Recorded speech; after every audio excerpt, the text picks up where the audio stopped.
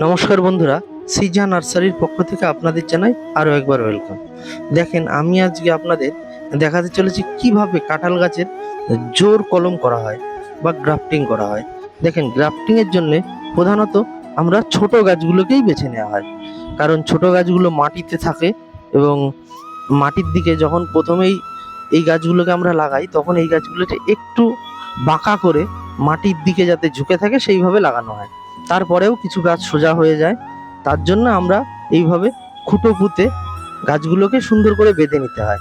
এবং এই ধরনের বাধা ছাড়াও আমরা গাছের পাশে মাচা করে গাছ গ্রাফটিং করা হয়, জোর কলম করা হয়। আপনারা এর আগের ভিডিওতে দেখেছেন। এই ভিডিওতে আপনাদের দেখাচ্ছি কিভাবে মাটিতে রেখে সুন্দরভাবে জোর কলম করা হয়। দেখেন, এই যে যে গাছগুলোকে বেঁধে নেওয়া হচ্ছে, জানো এই গাছগুলো কোনোভাবেই ঝড় বাতাসে নড়তে না পারে।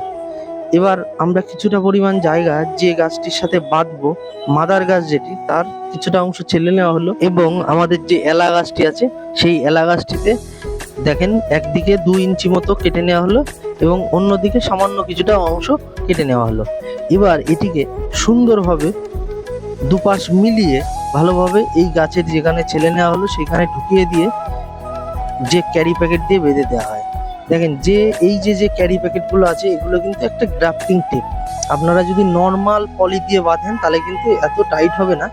এই প্যাকেটগুলো যতটা টাইট হয়, সুন্দরভাবে বেঁধে দেওয়ার পরে এটিকে 45-50 দিন মোটামুটি রাখতে হয়। এই সময়ে অন্য সময়ে কিছুদিন কম কিছুদিন বেশি রাখা হয়, কিন্তু এইভাবে রাখার পরে প্রায় এতে জল দিতে হয়।